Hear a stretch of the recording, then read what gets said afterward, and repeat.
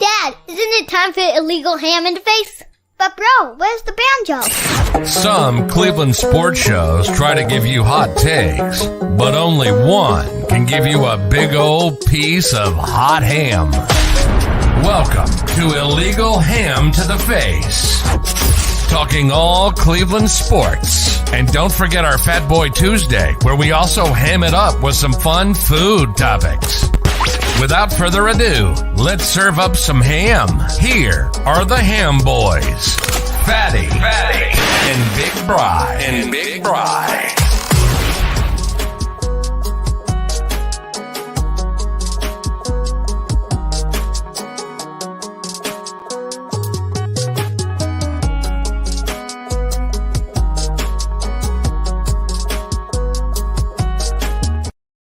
What is going on, everybody? Welcome on in to Illegal Ham to the Face. I am that fat guy, Jared Fatty Bates.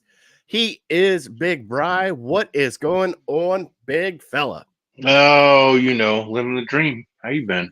Hey, man, sun's shining like crazy out right now. It's 60 degrees in Cleveland before Valentine's Day. I'm taking it.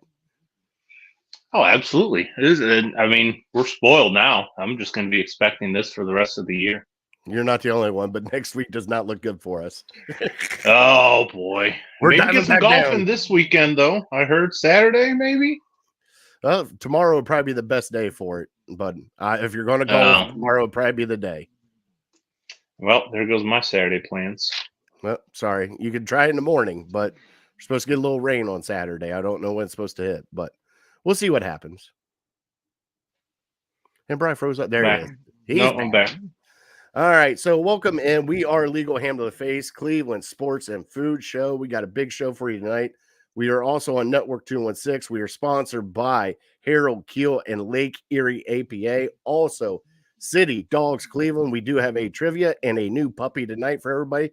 We are live. Last week we had a recording. This week we're live, and we got some Browns reaction news to do today. But we got a little bit of Cavs. They're still on fire. We're going to talk Superbowl Superfoods tonight, and then we're going to get into our top 3 favorite Super Bowl commercials. So we're going to have a fun night tonight. So anybody that wants to dive in, please hit the comments. We start out every show like we do every week. And Bri, do you have any shout-outs this week? Boy, I wish I didn't have shout-outs, but let me shout out my guy. Somber note, sorry. Toby Keith passing away. It was hard news to get early Tuesday morning. He's somebody that I've enjoyed listening to his music for a very long time. Probably top 5 on my list. Been to several of his concerts. I forget what I'm watching on TV. I forget what I had for dinner last night, but I could sing you every song, every word of "Should Have Been a Cowboy." So yeah, it's embedded in my life, and yeah, that was some tough news. Cancer got another one. Just a precious reminder of how short this life is. Yes, it 62. is. 62 years old, man, way too young. He had stomach cancer, everything else. It just, that just sucks. But, Bri, you hit the same shout out that I was going to hit. Let's play it.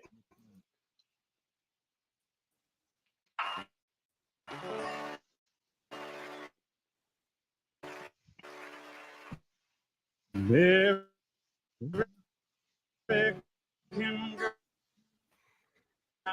lot of men cannot go wrong with courtesy of the red, white, and blue, Bri.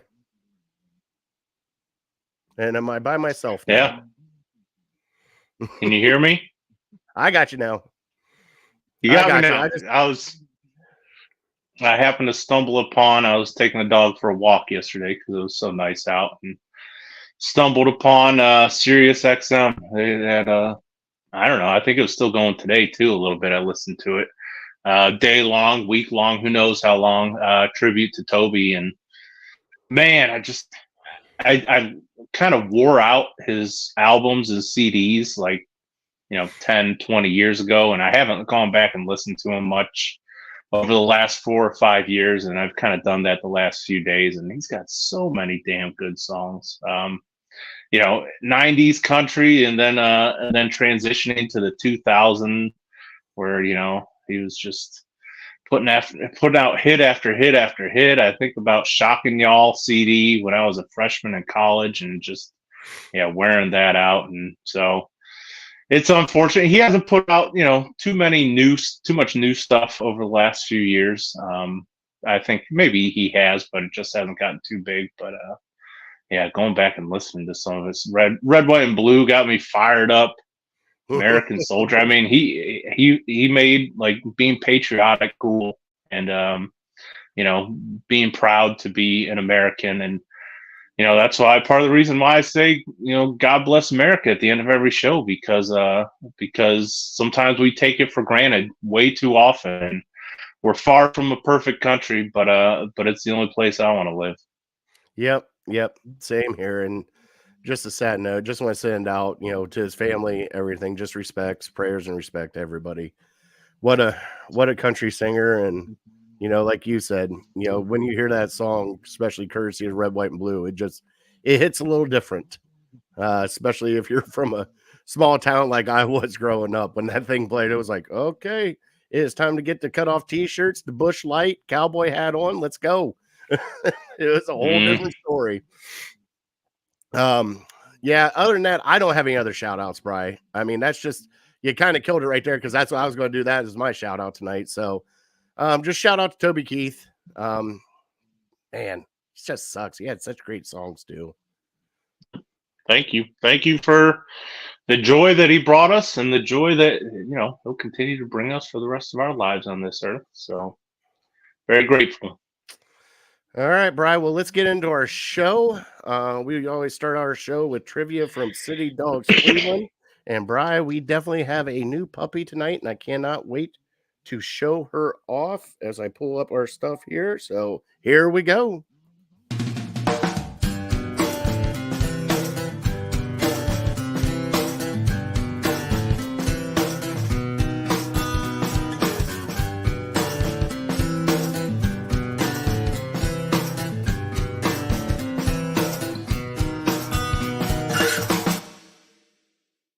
And like our said, our trivia is brought to you by City Dogs Cleveland, where every week we show an adoptable dog to get adopted. Bri, so far on our show, I believe we have had, I don't even know how many dogs that we've showcased, but I know 12 that have been adopted that we have had on our show. Pretty good streak we got going so far right now, bud. Awesome. Great news. So right now we have a beautiful puppy this week named Dee Dee. And she needs to get out of there. She is overwhelmed by kennel life. So right here is a picture of Dee Dee. Look at that sweetheart right there. Dee Dee is a sparkle in her eye, and she is not just a unique splash of ice blue color. She is a bright, happy girl who's delighted to spend time with you. She started off as a shy, quiet girl. Man, she looks fun. And she's turned into a wallflower, into a little dynamo. She's a pretty girl and a great mix of active and affectionate. My Lord, I can't read tonight. She likes to run or spend plenty of time sniffing and investigating. When it comes to toys out, she does her sillies and plays around with them all day. She gets even more goofy when it is time for pets. So please love on her. She is 2 years old and 50 pounds. Take another picture of Dee Dee. She's got one blue eye, one brown, Bri. Sweet. Gorgeous. I know, right? Nice little medium-sized dog for everybody. So if you want to go, please hit up City Dogs. Right there's a scroller down at the bottom, how to get a hold of them. You can call, you can go to their website, and you can do, I believe, Pet Finder, and some other things. But go adopt a dog. If not adopt, donate like we do. Just please help out City Dogs Cleveland. We just thank you guys a lot for all your donations and everything you guys do. So please go help them out as much as possible. All right, Brian. As the Cavs have been on their hot streak. All right, you ready? Mm-hmm. Yep. Cavs are 16-1 right now. Mm-hmm. One of the biggest names to be talked about is Sam Merrill, Brian. Can Okay. you tell me what college Sam Merrill went to? Ooh, good one. All right. All I'll right. workshop it. You better workshop it good. It's a toughie. Well, all right. That eliminates all the Power 5 conferences. It's a toughie. I'm not going to lie. It's a toughie. I mean, it's not Is it Steph Curry. D1? Is Yes. it D1? Yes. I think so. All right. All right. We got Chris in here. Chris, what is going on? What's up, Chris? Now that Chris is here, you know what that means, Bri. Yes, I do. You know definitely what that means. And if everybody's watched our show, it's time for your Cleveland headlines.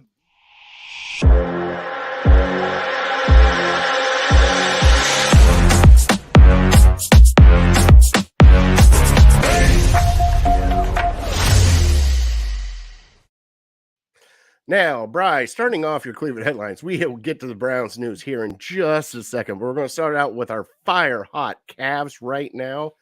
I cannot wait to talk about them, Bri. They're 16-1, playing team basketball. Just beat up on the Wizards last night. They got the Brooklyn Nets tonight. Bri, can they make it 17-1? I don't see why not. At this point, I would not pick them to lose the game. If you've been rolling with the Cavs on the sports books, you've probably been cleaning up, because not only are they winning, I'm pretty sure they're covering most of these. They're just blowing teams out. So, the Kings the other night just completely dominated them. And yeah, I still don't feel like we're at full strength, as Mobley and Garland are still kind of working their way back from their injuries. But whatever they're doing, keep doing it, because it's a lot of fun to watch. And I guess the only concern that you might have is maybe they're peaking too early, because right now we look like we're a top 5 team in the NBA. And, I think we're the 2 seed. We got like a little buffer between us and the Knicks and the Bucks. 2 seed? Yes. Yeah, we got a game and a half or 2 game, I believe now. Wow. Yeah. So just keep doing what they're doing. And, it's hard to believe that we are where we are. When, what was it, 6 weeks ago or 2 months ago, JB was on the hot seat, and we didn't know if he would finish the season. And, sorry to bring it back to Michigan, but it was kind of like Harbaugh doing a complete 180 when people wanted him out. And then all of a sudden, it's even Kevin Stefanski to bring it back to Cleveland, where, you're not sure about this guy, and he goes from being on the hot seat to potentially winning Coach of the Year in less than a year's time. It's just unbelievable. Yeah. And something, this team is just I actually watched all the game last night, Bri. I was zoned in because I wanted to see what it looked like and how they're doing with Mobley in and everything. Bri, something? I have been on. I wouldn't say, yeah. I can admit when I'm wrong, Bri. I was wrong about Donovan Mitchell. I was horribly wrong about Donovan Mitchell. What did you say about Donovan Mitchell? Well, I thought he was overrated. I thought they should trade him. Everything. Dude, the Cavs go with Donovan Mitchell right now. And if his heartbeat is going, it is unreal. Like, I just thought like the Cavs really didn't need him. Like, you got Mobley, you got Allen, you got Garland, we get some assets for Darius or for Donovan Mitchell back and, blah, blah. No, I hope they re-sign him. I am all in on Donovan Mitchell. It is fun to watch him play especially now that he's taken over pretty much the ball handling skills as point guard. I mean, he's dishing out assists. It's not like he is just trying to, like last night he had, let's see here, 40 points, 5 assists, 8 rebounds.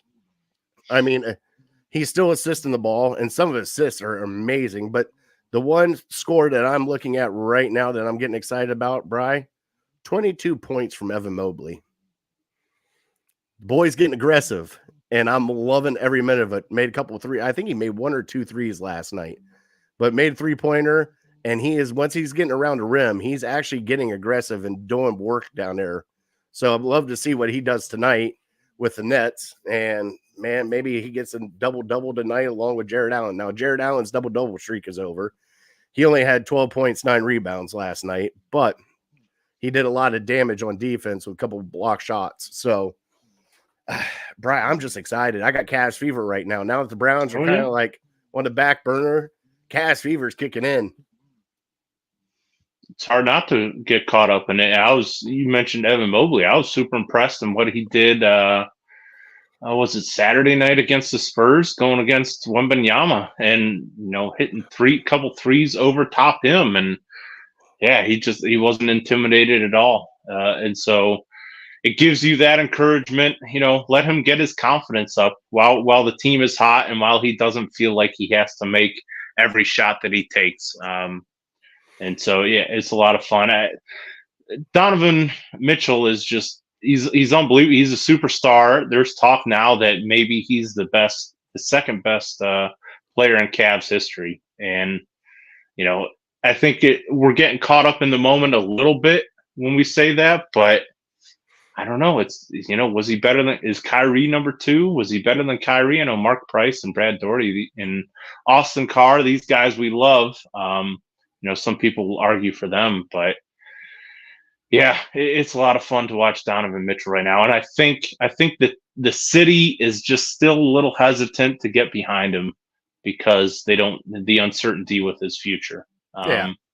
If he would sign a 3, maybe a 4-year deal with us, I think he could be the biggest star in Cleveland sports, honestly, because we love Nick Chubb, we love Myles Garrett, but and the Browns will always be number 1. But Donovan Mitchell is just, I mean, he's putting the team on his back time and time and time again, and he doesn't have to do it like LeBron did because I feel like he has so much talent around him. But yeah, me, I still have concerns about the playoffs, but as far as the regular season goes, this is awesome. And thinking forward to the playoffs, from the last time we talked, we've kind of gotten some, unfortunately, it's been good news for the Cavs with Embiid going down with a knee injury. You don't know when he's coming back. I think Mitchell Robinson for the Knicks is, I think, out for the year. So he was the guy who he made Mobley and Allen look like children compared to him last year. So if we run into the Knicks again this year, we're at least not going to have to deal with that. So maybe our big guys can have a little more success. But the Knicks are still making moves. I don't know if you want to talk about the trade deadline where the Cavs stood pat, and that gives me a little concern. I think I heard today that the top 7 teams in the East all made moves except for the Cavs. So everyone's being aggressive, and the Cavs are just kind of sitting on their hands and saying, we're good. Like they made a couple small moves in the offseason, and certainly Sam Merrill coming out of nowhere kind of gives us a shot in the arm. But yeah, I don't know. I don't know if there's a move out there to be made, but like I said a few weeks ago, that with Siakam and Anunoby getting shipped out of Toronto, I thought maybe that was your opportunity. But yeah, I'm like you. I'm riding the wave. This is great. They're one of the best teams in the NBA right now on this day. So it's hard to be negative. Yeah, so they're 33-16. I mean, God, bro, you remember us talking about what the hell's going on with the Cavs because they're barely over 500. We were like 14-13 at one point, I thought. And that's when we were like, what the hell's going on with this team? Like, something's got to happen. And boom, they just took off, Bri. They are 1 game above Milwaukee Bucks and the Knicks. And 3.5 above the Sixers. So right now they're sitting right there. But the Celtics are 39-12 right now, Bri. Celtics are playing really good. Basketball. So, I mean, you're going to have to go through the Celtics. But like you said, with Embiid going down, the Bucks are starting to get, what I hate to say it, starting to get older. They're not as young as they used to be. Plus, they got rid of a couple key, but they got Dame Lillard, but Dame's older too, isn't he? I mean, Dame's like, what, 29, 30? I would say he's probably in his 30s because I think he went to college for 3 or 4 years. So, yeah, he's got to be 30. I'd still say, they have 2 veterans that are proven in the playoffs that they can carry a team. So I would still say we're behind them because I do trust Donovan Mitchell, even though he hasn't shown it in the playoffs. But other than that, I don't know if I trust anybody in a big moment at this point, and that's only going to come with playoff experience. You can't really show me in the regular season. You know me. I've been a Jared Allen naysayer for a while. I just don't know what he does great. Somehow, I'll be honest. I don't have Spectrum. I don't watch every single game, but I see these box scores and I see these highlights, which he's not a part of a whole lot. And he somehow gets it done scoring, but he's not a high flyer. He's not like a Blake Griffin. He doesn't have a great outside shot. He's not super physical in the post. Like, I don't know how he keeps scoring. So maybe you can tell me, like, how does this guy score? Dude, he's been hitting little mid jumpers, alley oops, and he's been down in the paint getting dirty, dude. Like he's had like anywhere inside the free throw line, he's popping a shot, and he's not afraid to pop a shot. So like last night's game, Donovan did a pick and roll. Donovan drove in, drew everybody to him, just kicked it out to him right by the free throw line. He just popped up a shot. There it is, 2 points. Walked away. He's also getting fouled a lot underneath the basket, Brian. That is getting him to the line, getting him some free throws there. But man, he's playing tough and dirty down low. And between the alley oops and the pick and roll that him and Donovan got going on right now, dude, it's fun to watch because you don't know if Donovan is actually kicking it out for a 3-pointer or just lobbing it up to him and letting him slam it home. It's actually really cool to watch. But I mean, I'm loving some Jared Allen. Plus his defense, man. I know you say he doesn't do a lot of things like spectacular, but if you got a really good basketball player that plays decent defense and can help you out a little bit on offense and especially get the rebounds, let's just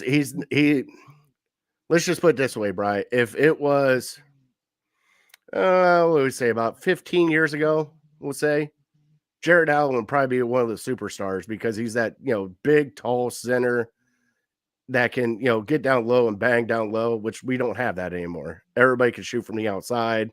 It's more of a 3-point game. I know his game really doesn't translate, but man, he's playing some really good defense, man. And I got to back him up. I mean, I thought that now that the Twin Towers are back, I guess that's what they're calling them. The old school days of, you remember when it was Robinson and Duncan together. And everybody was trying to figure out how that was going to work out. Still trying to figure out how that's going to work out. But the good thing is Mobley is outside taking some shots now and taking some chances on outside threes and a couple jumpers. So that's kind of helping out also. So, Brian, I think we talked more Cavs now the past couple weeks than we have in the longest time. Like, I'm loving it. Absolutely. It's deserving. You go 16-1. You force us to talk about you. All right. But everybody here that I know is in the room right now. We got Mom here. Mom's here. Say hi, Bri. Hi, Mom. So they're talking about the Browns. Now, Bri, since the last we talked, man, you were right. Any news coming out of Rita is either bad news or superb news. Well, last week we got some bad news. Bill Callahan left. Right. Gaping hole right there. Huge part of our offense, Brian. Huge. Teaching the offensive line, part of the running game, part of the offense in general. We have replaced him with Seattle's offensive line coach. Now, I can't remember his name offhand, Brian. Alex. Is it Alex? Let me look it up. If I heard it, I'd recognize it. We interviewed him supposedly for the offensive coordinator position, which a lot of people thought they're just interviewing him for that position, knowing that if Bill Callahan leaves, that's probably the guy they want. All right. Scott Peters is the assistant offensive line coach. A new offensive line coach. I'm finding Andy Dickerson. Damn it. I was just about to say Dickerson. I didn't know his first name. Look at you. All right, off the top of your head, you're like muscle memory. I think I probably heard his name a couple times today. But. So we got a new offensive line coach and a new assistant offensive line coach. Bri, how is this going to impact the Browns next year? I mean, Bill Callahan is one of the best. Like, if you're talking about, and I lost Bri.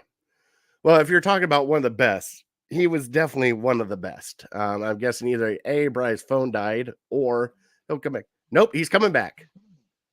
Did your phone die? What the hell happened? No, I don't know what that was. I don't know if that was your end or my end, but I'm back.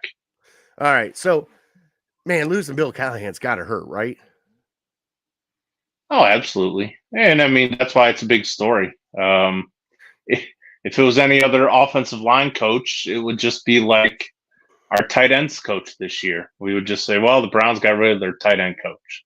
And we would just move on with our lives until we hired another one. So, but the fact that we know Bill Callahan, we've been talking about Bill Callahan for a while, that just goes to show you how great he's been and the absolute gem of a job that he's done with this offensive line over the last several years. And, you could mention the names, guys, Bitonio and Conklin, they were kind of established, but every other guy on our offensive line, you can attribute to Bill Callahan. They weren't top 15 picks. They weren't top, second round picks or anything like that. These are guys that are later in the draft and they're stepping in and they're looking like solid starters at the least. And, up to Pro Bowls with Wyatt Teller, and some people thought DeJuan Jones was deserving of at least like a Pro Bowl alternate.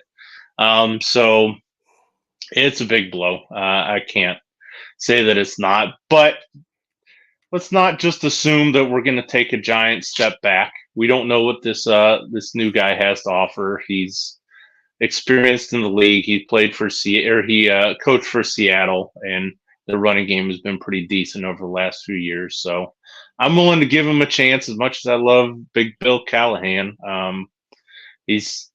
We have to move on. I think the Browns probably did the right thing by allowing him to go coach with his son, but doesn't mean it doesn't hurt.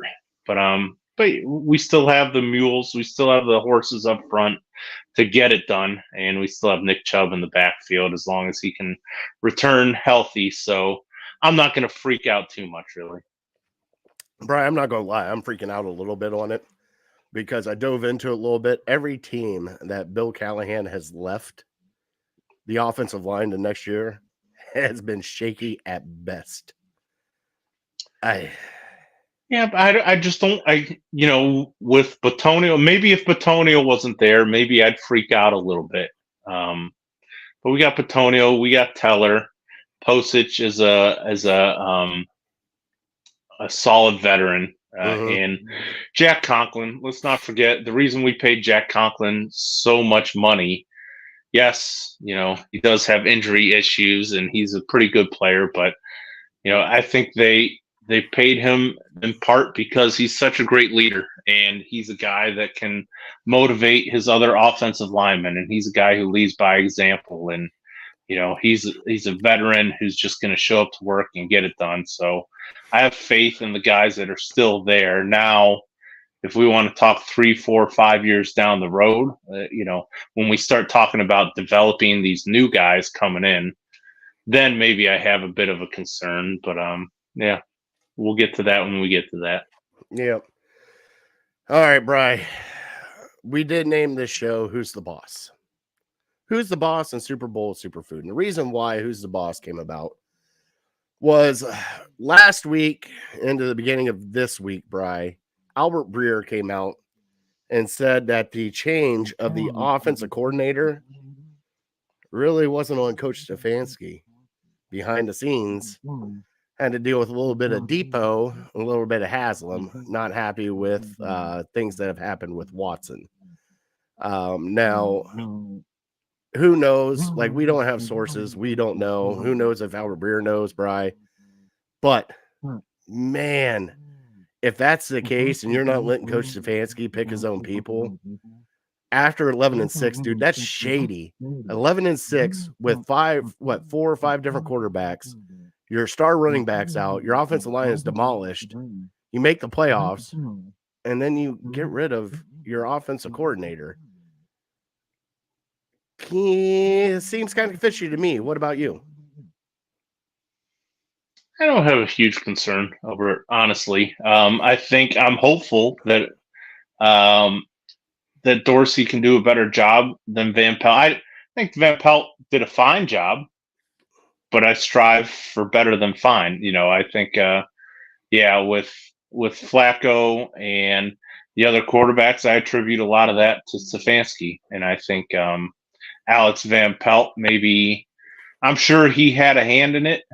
But like I said last week, there's something fishy that Stefanski, after working with Van Pelt for a few years, still doesn't trust him to call plays. So, and for all we know, it might have been mutual. Van Pelt might have been like, hey, man, I want to evolve as an offensive coordinator, which means calling plays. And Stefanski said, I'm just not comfortable with that. I prefer to call plays. And so he said, well, maybe I'm going to start looking for other opportunities where I can call plays. And so maybe he had that in the back of his mind. So, yeah. And as far as, reports that maybe Dee Podesta had a hand in it, maybe Jimmy Haslam had a hand in it, I don't get too worried about that either, because what do the Browns tell us constantly? It's collaborative.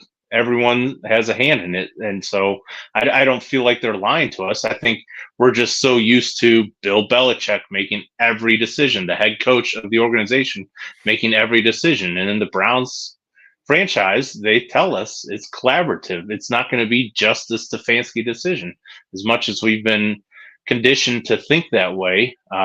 So the fact that Dee Podesta and Haslam and Andrew Berry all kind of have a say in it, yeah, I don't have a huge issue. Now, if I found out that Stefanski was standing on a table for Alex Van Pelt saying, this is my guy, you can't get rid of him, and they still got rid of him, maybe I'd be a little concerned about that. But yeah, I mean, until I hear that and it's confirmed, I don't get too caught up in that. It's funny you start doing this, and Chris goes, literally, I just typed it, and Brian is reiterating exactly what I was typing. Well said, Chris. But Could have said it better myself. Brian, I'm kind of with you. Like, if Stefanski said, hey, this isn't happening, he's my guy, he's staying here, you got to have some sway, especially for him. Especially after last year and what happened, especially this season, Brian, and what they went through. I mean, I believe Stefanski has earned an extension. I believe Stefanski has earned a little bit more respect in the business. And especially with the fans, you got to give him a little bit more respect, man. Like 2 years we've been to the playoffs with him. You can't say that about any other coach since 1999. Like, I don't know how to explain it, but the one thing that still concerns me the most is Dee Podesta. And it's not the fact that he's got his hand in it or all this stuff. I just want to know what he does, Brian. The chief strategy officer. Well, guess what? Like a fart in the wind, somebody's got to strategize that. What does he do? What does he actually do? Somebody tell me what he does. Because if he's having hand in coaching hires and things of that nature, I want to know what he is actually saying, because we get press conferences from Andrew Berry and the Haslams. We get press conferences from Stefanski and the coaching staff. When was the last time we heard Depot? I can only remember seeing his face one time, and maybe that was the Stefanski hire. Is it like, something I'm going to bring, Brian, is it like hush money? Does he owe like Jimmy Haslam something, where Jimmy Haslam just threw a nameplate on his door and said, hey, we'll just pay you, just sit in the corner and do nothing? Like, what is the whole fascination with this? I think Haslam tried it his way a couple times and it didn't work. So he's looking for a guy that he can put all his trust into. And that's what he's done with Dee Podesta. And like you said about Stefanski, it's worked out pretty well. I'm just as frustrated as you are when things go bad. I want to know, what the heck does this guy do? How much say does this guy have? Especially on game day. And we start dissecting that. But like you said, we've been to the playoffs twice. So he's got to be doing something right. As frustrated as I am to say that, because I need to hear from him more than I do. I need to know what he does, how much pull he has with Andrew Berry. But I just don't know if we'll ever find that out, really. Yeah. As time will tell, Brian, as they always say, as time will tell, maybe we'll get an article about what Dee Podesta actually does. Probably once he's fired, we will. Okay. Well, Brian, now it's time to actually do some current event news, bud. And it's breaking news here on, I believe, Network 216 and Illegal Ham to the Face. It was sent out earlier this morning, Bri. Let me write down the timestamp here. We'll go about 35 minutes.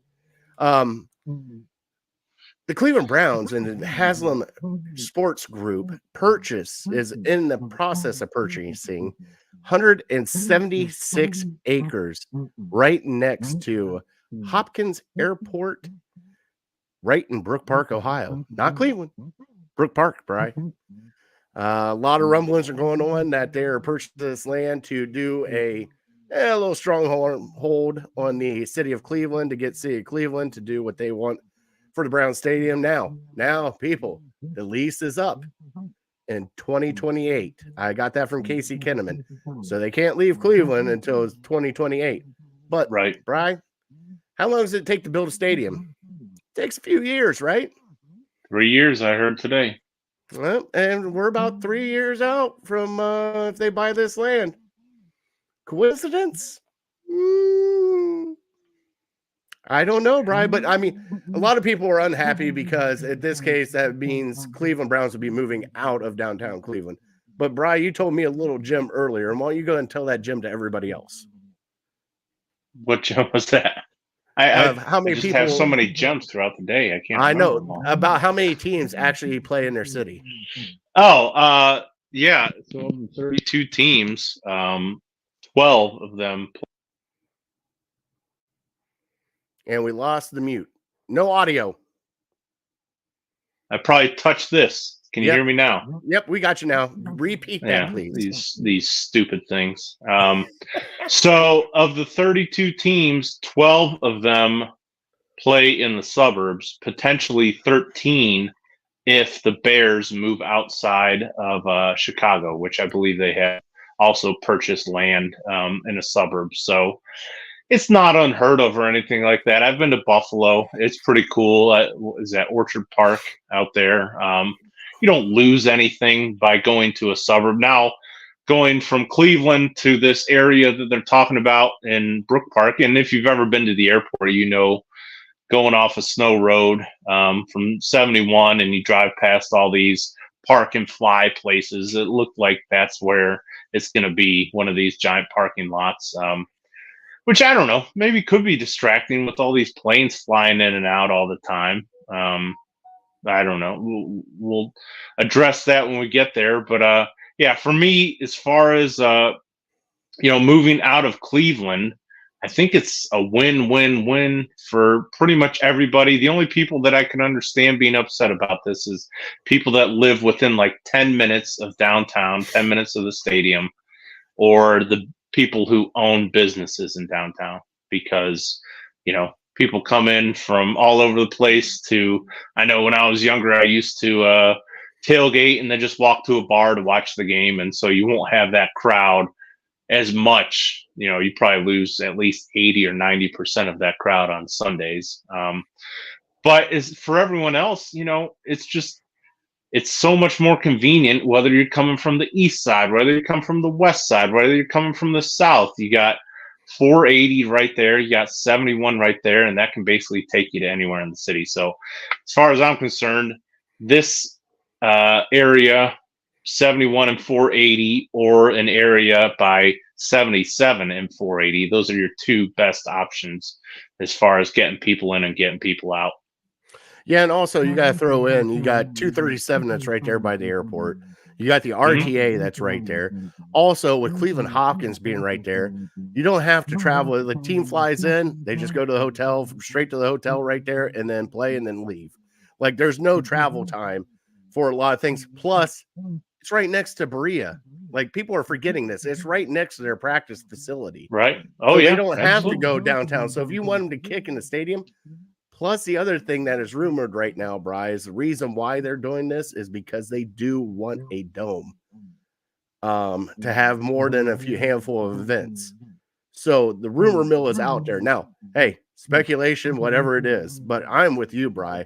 Like, I don't mind. I love going downtown. I love the Muni lot. I love being downtown. It is crazy when you go downtown for a Browns game.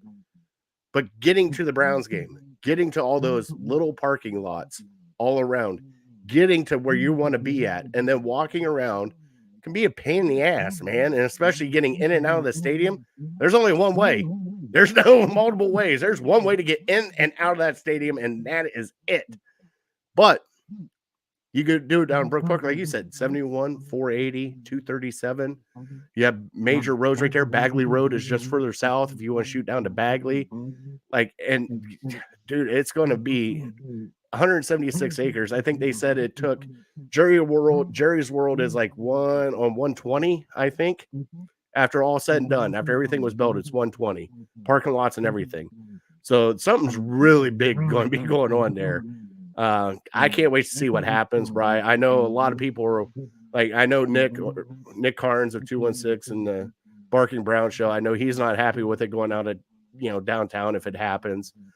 I get that. And I know the Lakeshore is like one of our big things, but man, you got to develop the Lakeshore, and they haven't done it since I've been here, Bri. Like, you go to Lakeshore in Chicago, it's a whole different animal. Like, they have a party down on that lake. For us, it's like, Like, we got the Rock and Roll, and then we got, the Science Center, and then we got Brown Stadium. Yeah, I mean, they could develop wherever they knock the Brown Stadium down. They can develop that area and put a bunch of bars and restaurants and all sorts of shops and everything. And, if you're close to the water, that's where people want to be. So you can develop that area pretty quickly, and it's like I said before, it's like a win-win. You get a cool downtown area right on the water, and then you get a stadium, a Browns game that's closer for about 90% of the fans that are coming in to watch it. Yeah. Yeah. I think like you said, I think it's a win-win. And if people want to go downtown to watch the game, they can still go downtown and watch the game. Like, you can go to the bars downtown and have parties downtown. You can still do tailgates downtown. It's not like you can't do it. They do them here in North Olmsted. They do them in Berea. They do them in Strongsville. They do them over in Independence. Like, there's tailgates everywhere. It doesn't have to be, right next to the stadium. You can do a tailgate anywhere. I can do a tailgate in my living room if I wanted to, Bri. Done it before. Sure. Yeah. It's just, I think it's such a great idea. And I think there was a piece that I saw in the Plain Dealer this morning that came out about the land bridge that they're proposing to go, which looked very cool. Go for, over the RTA tracks down to where the Rock Hall is and Brown Stadium is, and, maybe putting some hotels there. But it's just a good business decision. Now the Haslams have options. Whereas before today, the mayor of Cleveland was just like, we laugh at you. Go try to find somewhere else to build you a stadium, because the Browns have always been downtown. They're always going to be downtown. You have this area. This is your home. Now the Haslams say, well, we also have this over here, which is plenty big for a stadium. So I'm hoping things will move a little bit quicker, and the city will be maybe a little more motivated to make a deal. Yeah. And we'll see what happens. They still might stay downtown. We don't know. Like, this is all speculation. I mean, that's a lot of land. So we'll see what happens. It's just leverage. It's just leverage. But the one thing that I do have to quote, Bri, and this is from friend of the show, Ed in Columbus. He's been with us. Oh, love Ed. What's up, Ed? Guess what? Quote today that I saw on Twitter from Ed. What the hell, people? It's Brook Park. It's not Baltimore. Like I said, other than people outside of 10 minutes from downtown, it's a win for the rest of us. Less driving. I know. You text me like, hell yeah, they're coming closer. Yeah, you mean I might have, and it should be easier. Like, with all the highways right there, it should be easier to get out. So, I'm sick and tired of getting home at 6:30 at night after going to a Browns game and it eating up your entire day. If I could be home before 5, that would be awesome. Well, and that, they can even build more infrastructure, more exits to get off at Brown Stadium too. So it could be. Oh, sure. Oh, and that area right there, right? That area will get so built up with hotels and restaurants and all sorts of stuff. It would be very cool to watch. Brian, we got to get an illegal ham restaurant right there close by. We got to buy some land. Put up the money. I'm in. What are we going to call it? Are we going to call it Big Fatties, or You put up the money. It's your decision. You're not going to go halvesies? Come on, man. I wish I could go halvesies. How about this? I'll give away I'd be dead. How about this? We'll do. I'll do my firstborn. You do your firstborn, and then we'll just go from there. Because I got an extra kid. You got to make one. Yeah, I'll just sell her off. Sure. It's a her. I told you that. I know. I knew you did. All right, Brian. Man, I'm excited. That's some great news. I think it's great. Mm-hmm. Agreed. All right, Brian. You ready to get into a little Fat Boy Thursday? No, I'm not. What do you want to talk about? We got the biggest game in the world coming up this weekend, and we haven't said boo about it. Well, it's going to be part of Fat Boy Thursday. I told you this at the beginning of the show. Oh, we're going to break down the game as part of Fat Boy Thursday? Yes, because it's Superbowl Superfoods, Bri. Gotcha. Super Bowl, then Superfoods. My mistake. Oh, my Lord. See, so that's all right. That's all right. Play the sounder. We don't have the sounder, but I can get the banner up real quick. And unless you want to go back to Fat Boy Tuesday. Sure. We'll figure it out. And now it's time for Fat Boy Thursday. And we are talking Super Bowl Superfoods, Brian. Let's talk about the Super Bowl coming up first. You got the Kansas City Chiefs and the 49ers playing. Brian, you think it's going to be a good game? I don't know. I've never been so confused by a game, and partially it's because of what the spread is. So I'll let you give your take, and then I'll give my take because I got pretzel in my head. Brian, I don't know. I think it all depends on what defense shows up for San Francisco and what offense shows up for Kansas City. I think that's where it's going to kind of draw the line. Because Kansas City's defense this year, Bri, has been a solid defense. It hasn't been great, but it hasn't been horrible either. It's been a middle-of-the-road defense. They've been a sneaky defense at that. But San Francisco's defense, with all the talent they have on it, especially with the Bosa and the defensive line and everything, that was supposed to be great. And they didn't look so great a couple of times, especially first half of the Detroit game. They've had to come behind. I don't know if they can keep coming behind more. And then you got Patrick Mahomes. I mean, that's the ultimate X factor, right? Oh, absolutely. So, I mean, I'm in a pretzel too. I mean, do I want the AFC to win? Probably. Do I really want Kansas City to win again? It's a toss-up, Brian.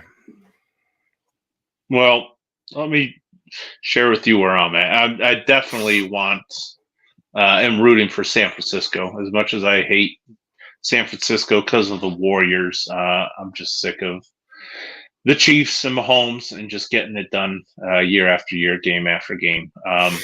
So where I'm at is I can't imagine a scenario where San Francisco wins this game. You got Pat Mahomes and you got Pat Mahomes, you got Brock Purdy. You got Kansas City's defense who's looked like gangbusters. I think I saw today they have given up the fourth least amount of points in the playoffs since 2000. So their defense is playing really well, and San Francisco's defense is not playing very well. And how many times can San Francisco come back time and time again? Meanwhile, they're at home. Now I know they'll still probably have a bit of a home advantage because Vegas isn't too far from San Francisco. But in my head, there's no way Kansas City is going to lose this game. But then I think, well, Las Vegas usually knows a lot more than I do. And I see Vegas is putting them as San Francisco as a 2-point favorite. And I think to the Michigan-Alabama game, when everybody was picking Alabama, 90% of people picking Alabama, Vegas held strong that Michigan was a 2-point favorite. And turns out they were right. And I know they had to have some crazy plays, good luck at the end of the game to get it done. I understand that. So I mean, after computing all of this, I think Kansas City's by far maybe not the better team. I think San Francisco has more talent than Kansas City does, but it's the Mahomes factor. And he's gonna will his team to win like he has all postseason long, like he has so many times in the past. Really, there's only one postseason game in his career where he just looked outmatched, and that was against Tampa Bay. Every other game has been very close down to the wire. One fluky play or an overtime play or something has knocked him out. So I think, after thinking of all that, I think Kansas, if Kansas City is going to lose, it's going to be a fluky play. It's going to be a guy fumbling this, or maybe a pass getting batted up in the air and somebody intercepting it, or a Kansas City receiver dropping a wide open pass that can put them up. Because Vegas is usually right, and for the people that want to say it's scripted and not whatnot, I don't really buy into that, but they're more right than they're wrong, and Vegas is going to take a bath. If Kansas City wins this game, they're going to take a bath. So many people are betting on Kansas City, and I would too. I would bet the house on Kansas City until I see that San Francisco is favored by 2. And that gives me pause. If Kansas City was favored by 3, 3.5, money line all day. But San Francisco's favored still, and they're not moving off of that. So I think something fluky at the end of this game. Maybe it's a last-second kick. Maybe it's a giant screw-up at the end of the game by Kansas City, losing the game for them. I don't know. Because common sense tells me there's no way Kansas City loses this game.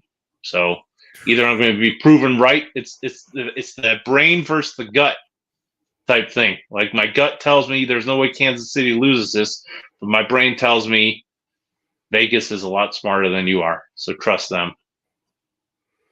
Man, it's going to be tough, Bri. I don't know what to do. And the thing is, though, the other thing is you have the other X factor is Brock Purdy. And for me, we've seen Brock Purdy play like an MVP. Like, we've seen it. And then we've also seen him play like dog shit, which he did against the Browns. So, like, which Brock Purdy are we going to get? And also, you can't say shit. The 49ers got lucky as shit, too. Cash off a safety's face mask for, first down and goal, a fumble. You were down 24-7 at halftime in the championship game. Now, granted, Detroit pretty much handed that to you, because if Detroit was smart enough, that wouldn't have happened. But first year there, Shanahan's been in the playoffs. Shanahan's known what to do. 49ers have been there, I mean, Bri, you want to do our picks? Who do you pick? Who, go ahead. Give me a score. Go with your gut. Give me a score with your gut. Oh, my gut says Kansas City is going to win by 10 plus. 10 plus. But I'm telling you, the spread is messing with my head. Like, Kansas City will win unless there's crazy luck for San Francisco at the end of the game. And so because of that spread, and because I know Vegas is not going to take a bath and not going to lose all this money, because they are holding strong on telling me San Francisco is going to win. And so that's what gives me the pause. That's what makes me think, like, man, something fluky is going to happen at the end of this game, and San Francisco is going to win and cover. So I'll take San Francisco by 4. And it makes no sense at all to me, because they should lose by 10. All right. So this is where I kind of get, because I have a feeling that this game, everybody's playing Super Bowl squares. You know how that goes. Everybody's doing it. Brian, this seems like one of those games that is going to have a weird ass number. You know what I'm saying? Like, not the normal 7s, not the 7, 1, the 3, the 8. No, this is going to be like a weird, like, just a baffled number. But Brian, I got to go with experience. And right now you got Andy Reid, you got Patrick Mahomes, and you got Travis Kelce, who have been there and done it. And I'm going to go the Kansas City Chiefs by. I'm going to go the Chiefs by 5, Bri. Fair. Yeah. I said, if I'm going with my gut, I'm picking Kansas City by at least 10. Man. But it's what sucks so bad is like I'm gonna feel like regardless of what the outcome is, I'm gonna feel like I'm right. Like the only way I'm gonna feel like I'm wrong is if the 49ers just blow out Kansas City like Tampa Bay did a couple years ago. And just like there's no question who the better team is. San Francisco is the better team. Then I'll feel like I know absolutely nothing about football. But if it's a close game and San Francisco ekes it out, I'm going to be like, see, trust Vegas. But and if Kansas City wins by a score or 2, I'm going to be like, yeah, dummy. Of course they did. They got Patrick Mahomes versus Brock Purdy, and just watch what they've done in the playoffs. San Francisco's been eking by on the skin of their teeth to win these games, and Kansas City's handling their business on the road. And it's clear as day to you. So I don't know. I'm gonna feel like an idiot either way. I'm gonna feel like, man, you should have trusted your brain, or you should have trusted your gut. It's so hard. It's so hard. It is. I'm like I said, if Kansas City was favored by 3, I'd feel like there's no doubt in the world San Francisco's gonna win. But the fact that they're 2-point underdogs gives me a lot of pause.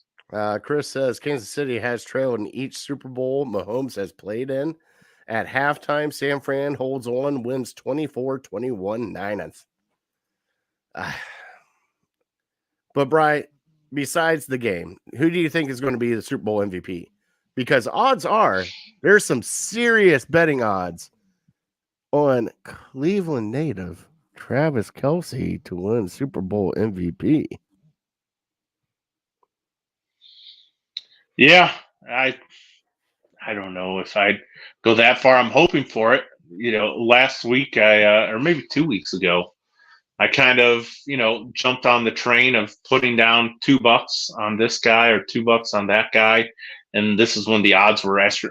I put like $3 down on Isaiah Pacheco, and it pays out like 170 or something like that. So, as long as it's not, I'm telling you, if it's not the quarterbacks or McCaffrey, even now, I think you can still get great odds on anybody else.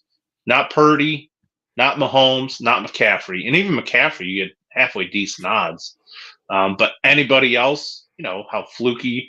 Somebody makes a touchdown catch. Santonio Holmes for the Steelers. Wasn't he MVP? Yeah. He made one tremendous catch at the end of the game, and sometimes that's enough to give you Deion Branch was a Super Bowl MVP. Julian Edelman was a Super Bowl MVP. So all you got to do is put down like $3 on these guys, these outsiders, and just hope that the quarterback doesn't get it. So I don't know. That's where I'm hoping. But one that you might want to put a couple bucks on is like Christian McCaffrey, Super Bowl MVP, and 2+ touchdowns. And I don't know what the odds are because I haven't really done it, but I would imagine that you get pretty good odds on that one. Yeah, I would guess so too. Like Brian, I'm not gonna lie, I put a $3 holla down on Travis Kelce because I think the odds are like plus 900 right. or over $100 $100 or something, right? Yeah, for a $3 bet. Why not have some fun? So, hey, why not? I mean, hey, I was gonna spend that on a double cheeseburger anyways. Let's be honest, Brian. I'm saving. You spend more for the double cheeseburger. That is true, especially nowadays. That is true. Mm-hmm. Well, Brian, let's get into food. All right, we've done Super Bowl MVP. We talked to Super Bowl. This is like your time of the year, man. Super Bowl parties are notorious for come get them appetizers and finger foods, buddy. And I put out a poll, putting out what's the one thing you got to have at your Super Bowl party. We've had a lot of wings in the comments. Buffalo chicken dip hit the comments. Bean dip hit the comments. Got to have any kind of chip and dip hit the comments. You even got the little cocktail wieners hit the comments, Brian.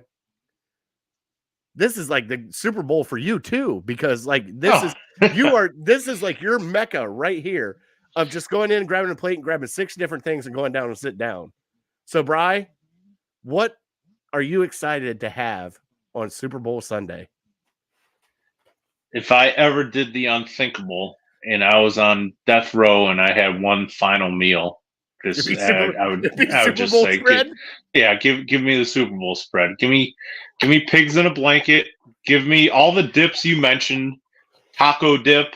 God, I don't even think about it until I'm there. Like I'll try to fast for the whole day because I know like it's on as soon as I get to the party. But meatballs, the barbecue meatballs, any type of slider, I'm all there for.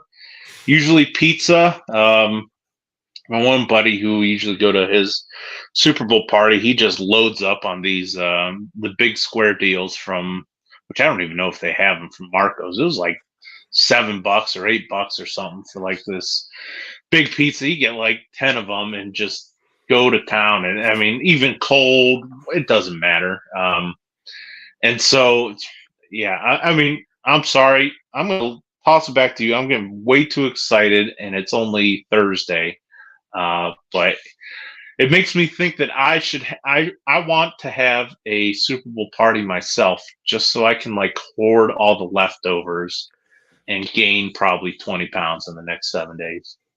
All right. So Justin chimed in and said pizza, chili, and dips. He said he's being good and not commenting during the rest of the show until the preseason. Now, Justin, you cannot do that to us. I love seeing your comments come in. All right. So you cannot do that to us. You cannot bounce out until preseason. That is not happening anymore. And plus, I got to get your take on the But he can't help himself. He can't help himself. But I mean, he can only spew Deshaun hate. Is that what he's saying? No, I don't think so. Oh, I think that's what he's saying. Well, yeah. Hey, massage, drink. There it Got is. one Oh, left. you're out. See?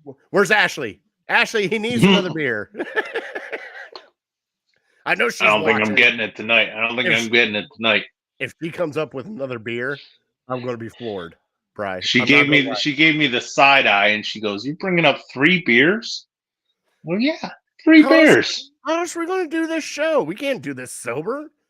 3 beers. I didn't think 3 beers was a lot. You know, she's acting like I'm bringing up 6 tall boys or something. Oh, okay. Justin said he was getting dangerously taking it to a personal level. Well, okay. What, because I'm wearing Michigan National Championship shirt? I thought he was a Michigan fan. You've been wearing that for like the past 4 weeks. Oh, I got more. Jesus, what'd you do? Just buy out the whole team shop? So, and maybe I'll pass this on to anybody listening who hasn't done this yet. Last year, she did here. Did she bring you a beer? No, she didn't bring me a beer. Oh, no. Yeah, she gave me the middle finger. 3 beers is enough. Yep, that wasn't quite the surprise that I was looking for. Right, I'm sorry, buddy. I don't know if she was watching or she was probably just in the other room and she heard me say it. But yeah, that wasn't as pleasant as I was thinking. But anyways, for you, if you haven't done it or anybody else out there hasn't done it, last year, I don't know when, but Fanatics started a sports book. Mm-hmm. And if you sign up for Fanatics Sportsbook, you get a free jersey. I got a free Nick Chubb jersey for like $150. So you get a free jersey of whatever you want. And you also get like $150 of fan cash for Fanatics. Mm-hmm. And so I had that $150 in Fanatics fan cash. And then every bet you place, you get like 5 cents, 10 cents, 25 cents for like every dollar you spend. So I just racked up a ton of like this fan cash, even though I don't bet a ton, $5 here, maybe $7 or $10 at the most. And so it just racks up in this account. And so my account got up to like a couple $100 and I just unloaded it on Michigan National Championship gear. my wife, she's probably not going to want to hear this because she's going to probably come in and tell me, well, we should have saved that for Christmas presents or something for nieces and nephews. Flip you off again. Yeah, she will. Sorry. But I'm not spending my money. I'm spending this free money that I have to spend at this website. And so, yeah, I don't know when Michigan's going to win the national championship again. So I'm enjoying the moment. I love it. I love you, Brian. I should be talking a little bit softer because she, no doubt about it, heard that one. Oh yeah, she definitely heard that one. You're going. Hey, as soon as you open that door to go downstairs, it's all over. It is. I don't want to. I think I'm going to sleep in the guest bedroom tonight. She'll forget about it by tomorrow, right? She's pregnant. That's a different kind of hormone, buddy. Oh boy, they hold grudges. Lock the door. They hold grudges, buddy. I can't say too much. The safe word is pepperoni. Well, of course, that would be your safe word. I'm not going to lie. That would be your safe word. All right. So pepperoni is the safe word for everybody watching. So if you hear pepperoni, take a drink and pray that Bri is okay. All right. We got to get back on food. What the hell happened? Yeah. You tell me about your ultimate spread. All right, so I mean, you got to have chips and dip, no matter what happens. It's got to be finger, like for me, trail bologna and cheese has got to be there. Crackers, that kind of thing. Got to have some sort of chicken wing, whether it be the boneless or chicken nuggets, or just bone-in wings would be nice. Like my perfect spread would be chips and salsa, buffalo chicken dip, because you can kind of do one of each. Mm-hmm. Brian, I'm not gonna lie, your meatballs are delicious. I would love some of them. So easy too. The meatballs, little cocktail wieners, okay, and then some just trailing cheese. That's all I like. Give me some horseradish cheese with some trail bologna and a Ritz cracker, and I'll snack all night on that. Like that's all I need. And I found out, Brian, that buffalo chicken dip goes with any kind of chip, buddy. So it good. Goes, hey, Doritos, yep. Barbecue chips, yep. Plain chips, yep. Sour cream and cheddar chips, yep. It goes with everything. I even did it with the flaming hot Cheetos. Even better. I'll take it one step further. I could just give me a bun. Give me a slider bun, and I'll make a sandwich out of it. Oh, absolutely. Well, you gotta buy to the meat to bread ratio, though. Can't make it too. That's why you load it up is to your desire. But yeah, buffalo chicken dip slider. Don't knock it until you try it. All right, so everybody watching this show, if you guys watch it back, hit us up on our socials. Let us know what your Super Bowl spreads are. Send us pictures. We'll show them next week. Anybody that sends Super Bowl picture, we'll give them a shout out and everything. So send us some pictures. We'll upload them on here. Brian, we got to get into our top three because we got to move this along because, every time I think it's going to be like less than an hour, you and I go on a topic like the Cavs, and then we go to the Super Bowl and it gets longer. So let's do our top three, Bri, and then we will close out the show.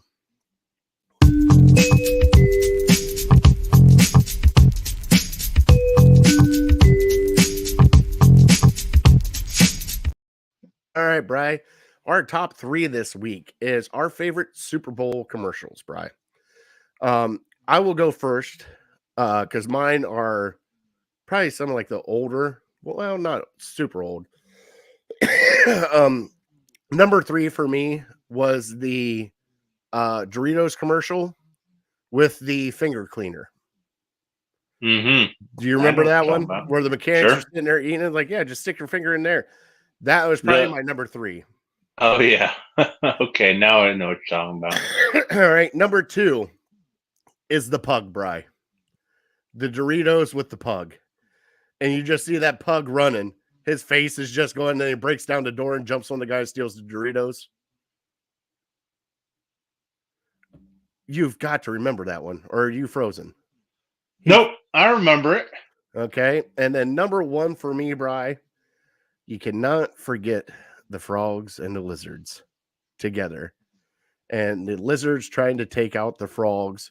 Hey, Louie, I think we take them out tonight. Just take out one of them. That's all, Louie. Hands down, some of the best commercials with the Buzzwires, frogs, and lizards. Oh, yeah. You cannot go wrong with that. All right, Brian. So give me your top three. Yeah, thank you for playing right into my top three. You were heavy on the Doritos. I'm all Budweiser. We'll start with the Budweiser Frogs. You mentioned them. They're number three, and number two would be the Waza guys.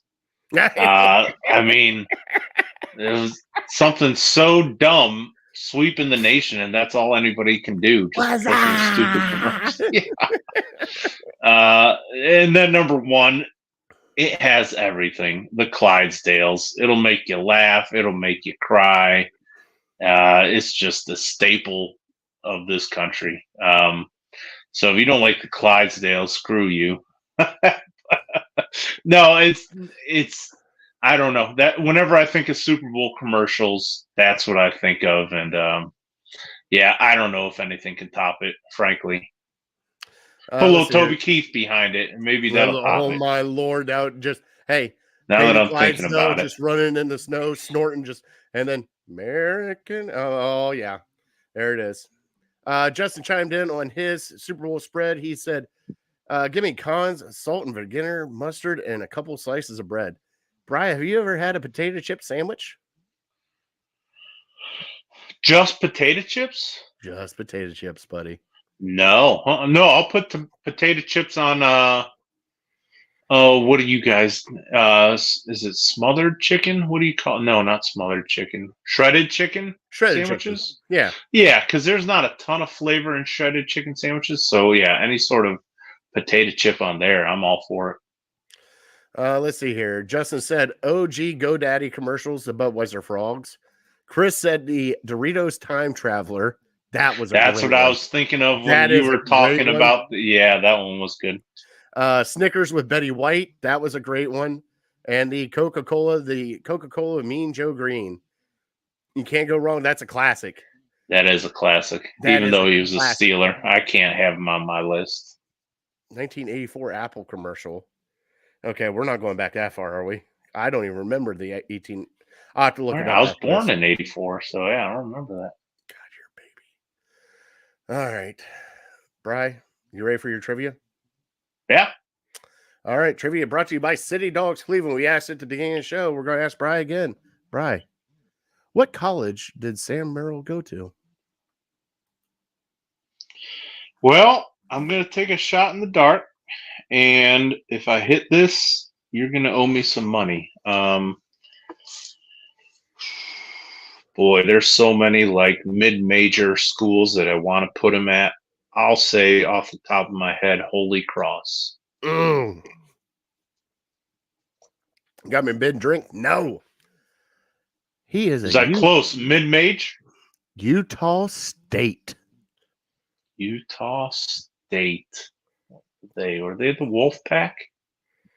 I don't know what the hell they are. No, that's yeah, no, it might be. They're good. They got some Utah State Wolf Pack, I believe. No, I didn't. Is it Nevada Wolf Pack? I know Nevada Utah State. I can't remember. Is it Aggies? I think it's Aggies too. Maybe you're right. Yeah, that could be right. They've made some noise in the tournament, so I guess I'm not super surprised at that. All right, so Utah State is where he played at, Brian. Please go adopt a dog or donate to City Dogs Cleveland. Right there in our heart. We love City Dogs Cleveland. We'll be setting up our shows here soon for next year for our melt with City Dogs with a slice of ham. Again, can't wait to do that. I heard it last week watching the Cavs, Chris said. So yeah, Utah State. Oh, okay. Utah State. Well done. Well done, Chris. Close out the show so you can go get yelled at by your wife unless you want to lock the door now and stay in your bedroom. Yeah, I think I'll just keep the TV on and put my head on the pillow behind me. Just make sure you turn up the earbuds so you don't hear it coming. I don't trust the lock on this door, so if I text you pepperoni, you'll know. Send the squad. Bri, I will be on my way because at first I got to take pictures and then I will call 911. All right, we're here at the end of the show. Bri, like we do every show, God bless him. Yeah, God bless you. God bless America. I am that fat guy. Thank you guys so much for watching. We want to thank our troops and first responders for everything you guys do. Thank you guys so much. We also want to thank Network 216, Harold Kheel, and City Dogs for our show. Can't thank them enough. And like we say also on our show, at the end of every show, we're uncorked, we're unloaded, we're out. Say it.